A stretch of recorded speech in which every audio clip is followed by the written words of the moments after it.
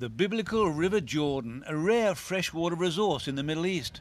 It forms the border between Israel and the West Bank and Jordan.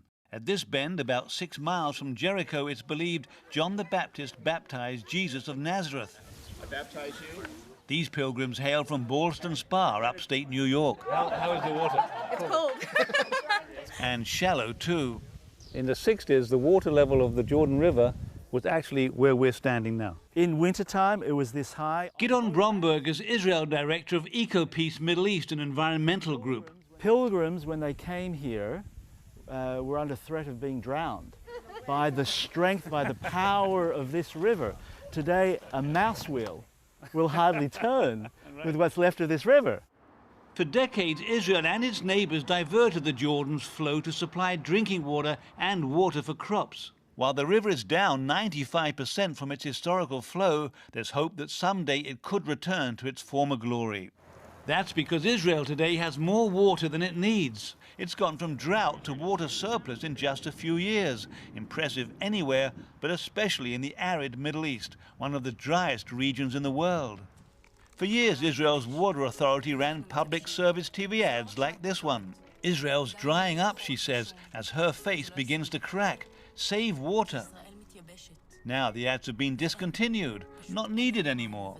Through a combination of recycling, conservation and, most recently, desalination technology, removing salt from salt water, Israel not only has plenty to drink, but potentially plenty to share.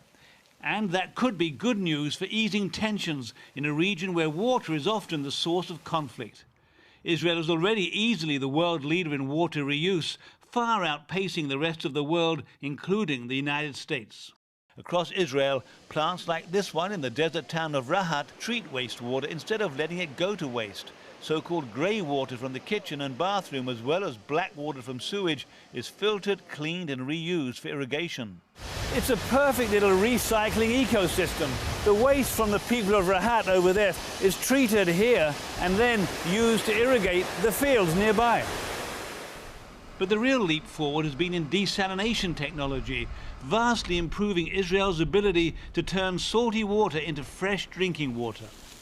In 10 years, Israel has built 5 desalination plants along its Mediterranean coast. In Ashkelon, Ashdod, Sorek, Palmachim and Hadera. Each cost around $400 million. They're privately owned and sell their water to the government, which sells it on to the people. Together, the desalination plants provide up to 50% of Israel's drinking water. The Israelis have achieved something extraordinary. 5, 6, 7 years ago, it was all about save water and bath together. And now they've got more water than they need. It is remarkable. It's been a slow process. So Israel's leadership in treating sewage has taken place over the last 15 years. The breakthrough has been in the development of membrane technology for desalination, because that breakthrough in technology dramatically reduced the cost of desalinating seawater. From about $1 a cubic meter to about 40 cents. Exactly, to less than half the cost. 10 miles south of Tel Aviv, the Sorek plant, open only 18 months, calls itself the world's biggest seawater desalination plant of its kind. It can produce more than 600,000 cubic meters of drinking water a day, enough for 1.5 million people, almost a fifth of Israel's population. Avshalom Felber is CEO of IDE Technologies, which built the Sorek desalination plant. This is where the water from the Mediterranean enters the plant. Exactly. Under here, there's a deep pit going about 70 meters down, where all this water is collected, and it comes by gravity from the sea, just under sea level. The pumps here lift it from here, from this pit, to the pre-treatment area. From pre-treatment, the water moves through a series of smaller and smaller screens and filters. Then the water's piped into this complex of buildings, where a fine membrane is used to remove the last bits of salt and other minerals. There's about 2,000 pressure vessels here that shoot water down through the membranes at a pressure of 70 atmospheres. Halfway down, the water becomes drinking water.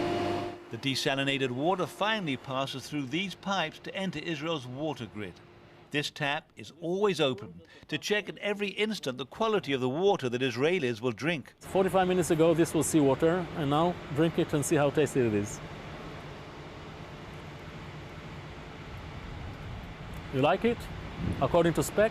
Still, there are questions about its environmental impact. Very salty water is a byproduct of the process, and it gets dumped back into the Mediterranean. Environmentalists say there's not enough information to know the long-term impacts that might have on sea life. And the process is energy intensive, consuming around 3% of all of Israel's annual electricity output. As everything here is politics, Israel's new water independence could yield political progress, though historically that progress has been slow. Well, the biggest problem is the mindset has been all or nothing. For the last 20 years, the negotiations in the peace process have been either we agree on all 5 final status issues of the peace process, water being one of them, but Jerusalem, settlements, borders, or we agree on nothing. And therefore for 20 years, we've agreed on nothing. Water's often caught up in wider political debates. For example, we visited the planned West Bank Palestinian city of Rawabi, where there was a delay for a year and a half over disputes about water. The Israeli Prime Minister cut through the red tape this year and promised to open the tap this spring. Still, in the past, the Israelis have used water to prevent conflict. In their 1994 peace accord, Israel agreed to provide Jordan with 5% of its annual water needs at cost, and that's been increased to about 7% just because Israel can. And water experts like Bromberg hope Israel's government will use its current water surplus to extend the same generosity to the Palestinians living in the West Bank.